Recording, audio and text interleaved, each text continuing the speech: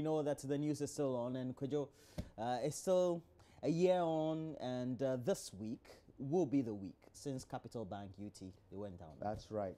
That's right. And of course, they were taken over by the Bank of Ghana. More than 700 workers of the two defunct companies are still waiting around, to receive their benefits, which leaves so many people in debt and poverty, facing stigma. And of course, you know how it is when you've worked with a failed bank. Everybody looks at you a certain way.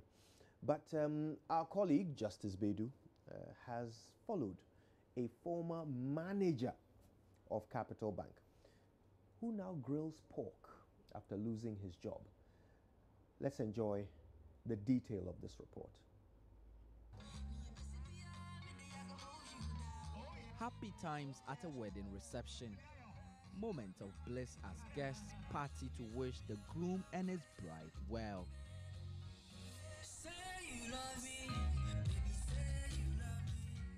Raymond Dunkwa is one of them, but he's not here for the party.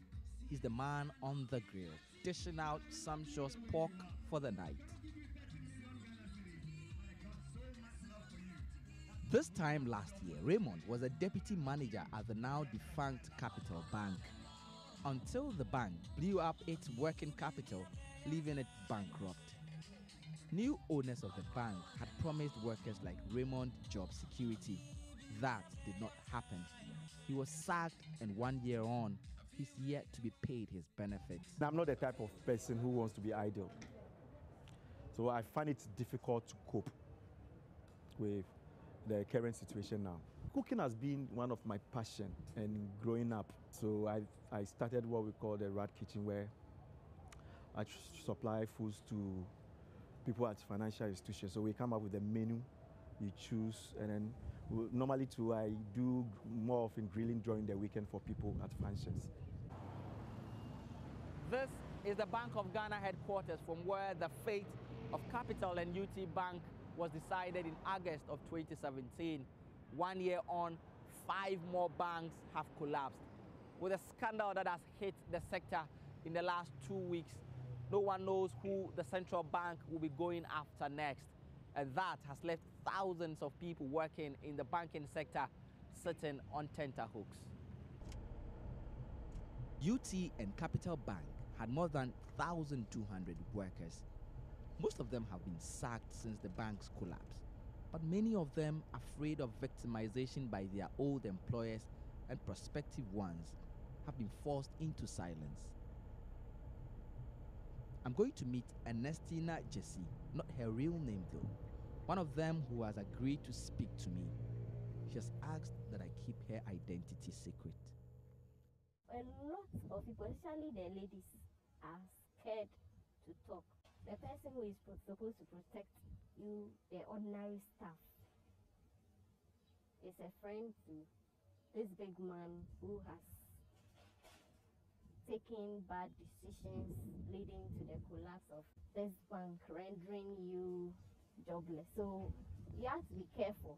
So a lot of people are afraid because of the kind of backing our directors appear to have. Ernestina, a single mother of one, worked with Capital Bank for 7 years, including the days when it was just a savings and loans company. Now she says she cannot even afford to pay her hospital bills. I haven't been lazy. For 10 years, I have not stayed home for a full month without going to work. So God knows that I am not lazy.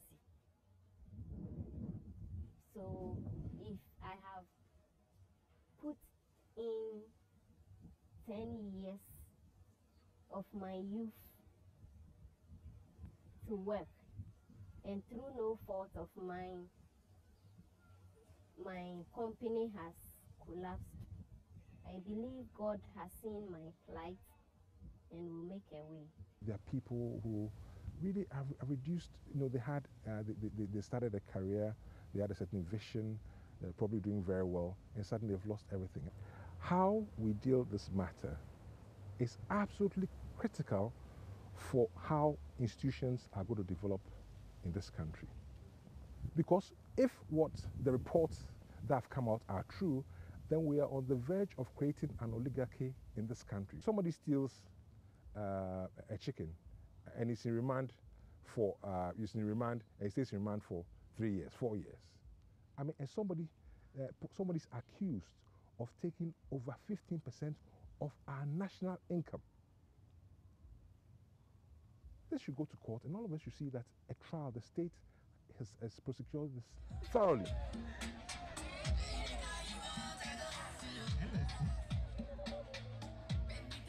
Back at the reception, dancing has gone deep into the night.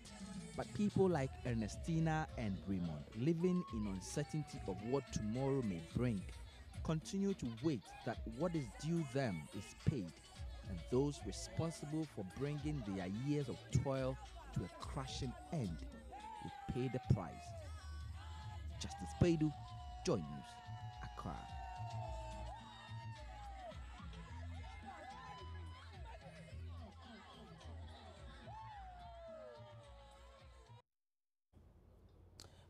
It's the uncertainty that many people find themselves now. I don't know whether Can you imagine all of what us it would could be like? related to people, you know. I mean, I think friendship, that whatever. was it last Friday? Another person phoned into the Super Morning Show on Joy FM, and he is an Uber driver. He was also a manager with one of the two banks, either Capital or UT, who's now an Uber driver. He was on Ghana The Connect. Ghana Connect on Friday. And yes, you are so right. What a seismic shift. You know, sometimes we take certain parts of our lives for granted. You know, just like we assume that the sun will come up in the morning, we assume we have a job tomorrow. Sure. You know, we assume we have a marriage, a wife, a son, a daughter. You know, we assume these things are constants in our lives, but just like that, they can be removed. And when they are removed, I think the thing that causes pain is when you don't understand. When you don't understand why it has happened to you. So you can imagine the managers of these banks or the former employees of these banks, you know, suddenly out of a steady source of income that they have worked, toiled, and qualified for. And you don't understand how it happened. You know, when you work in a bank, you are driven by targets. They put a lot of pressure on you to go out there and find money to come and enrich the bank. You go out there, you follow your customers around, you do all kinds of things for your customers.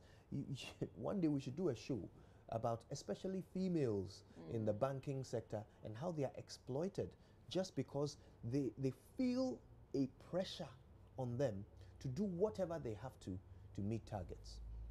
This pressure comes from managers, and the managers are under pressure from directors. Directors are under pressure from shareholders. And while this is all going on, a bank like Unibank, as we have read from the Bank of Ghana report, can have 75% of the value of that bank given out as loans without following the right procedure. 3.7 billion cedis given out as loans without even being recorded as loans. And the real victims are these people. Yeah, at the end, they are the lower end of the spectrum, aren't they?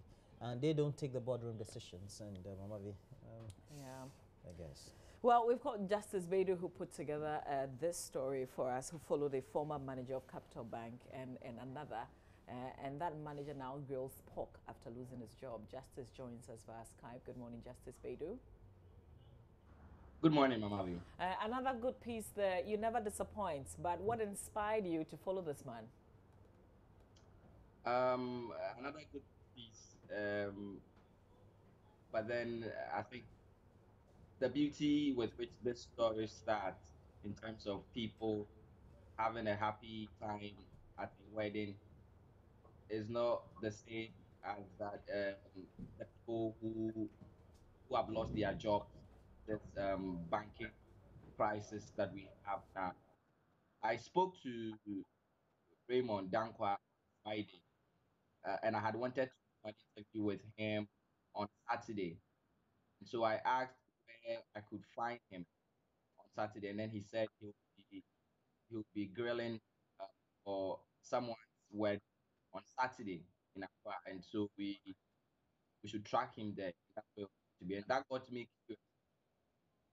What someone who was once a deputy manager at bank would be doing grilling.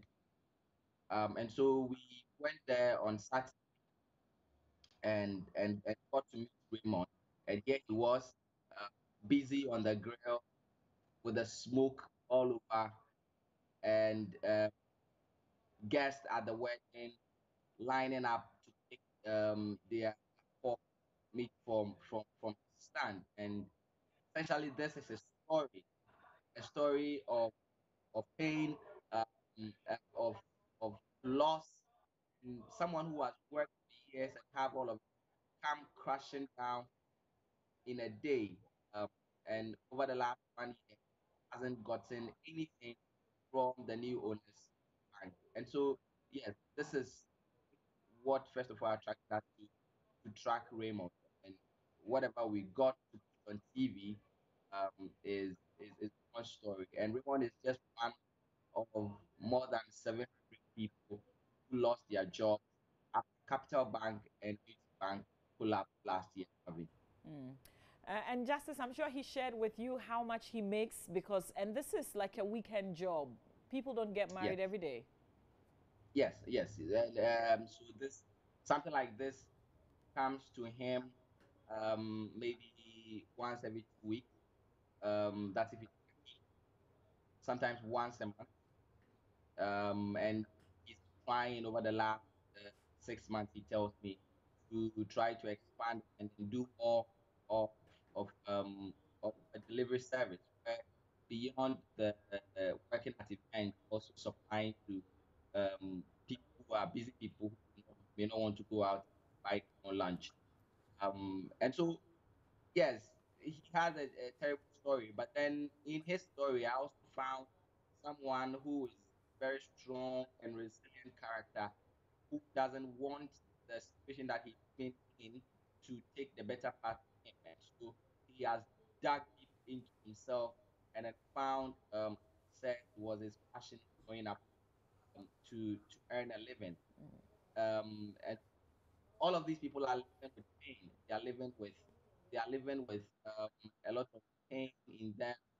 But the people whose fault their whole has crashed like this. He was telling me about how diligently thought he was working all the years that he worked at Capital Bank. In fact, the other lady we see in the story had worked at Capital Bank from 7 years ago when it was just a savings and loans company. And he was telling about how difficult it was at the beginning whenever they went out to try to make in money for the company, because the savings and loans company was new.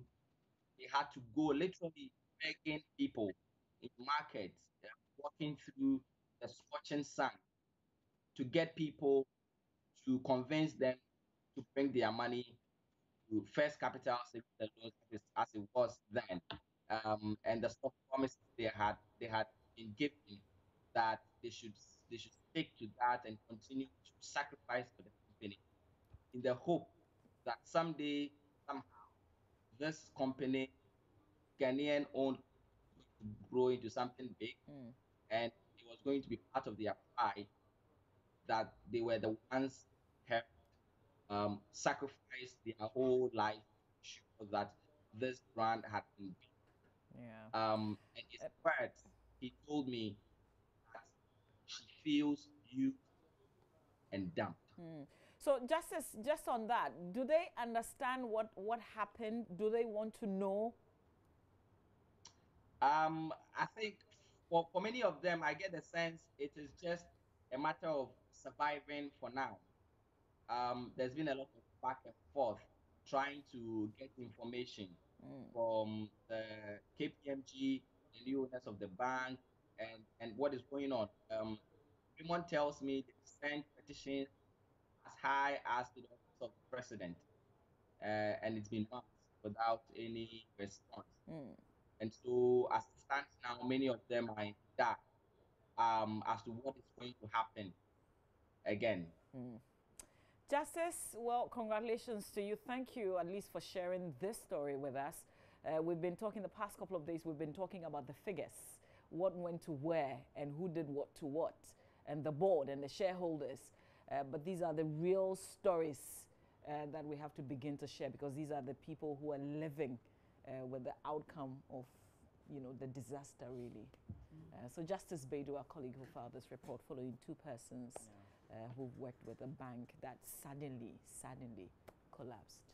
I was telling Kojo before, I think we went on here, that I know somebody who moved from one bank and went to Capital.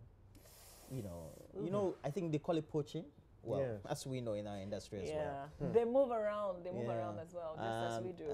And before the bank will go down, and he took, you know, they have these low interest loans that they take. Within the bank. And he just took one. Now there's a whole fear that the new entity that has taken over GCB is trying to transform that into a normal commercial loan. He's not working. And he was putting up he was putting up a structure, you know. So you see, the worst part is because he's lost his job. Even his severance pay, when it is time for them to pay, I'm hearing they haven't. No, they haven't. No. Yes, when it's time for them to pay, they will deduct that loan from it. Of course they will. You know, so he's gonna. And even that, you know, the Capital Bank hadn't been in operation for a long time, and he hadn't worked for it, let's say 10 years, for you to say you get the quantum in such a way that when the deductions are done, you still have something like This is sad, but we'll continue to tell these stories. There are a lot more people out there like that. And so let's continue to pray for them, because it's not easy finding a job these days. A lot of them have been sending letters and going around and following up and telling people, but nothing has happened yet. I say that there's still a lot of hope. So let's pray for them. Stay with that. We have entertainment coming up, and it's brought to us courtesy Awake Purified Water.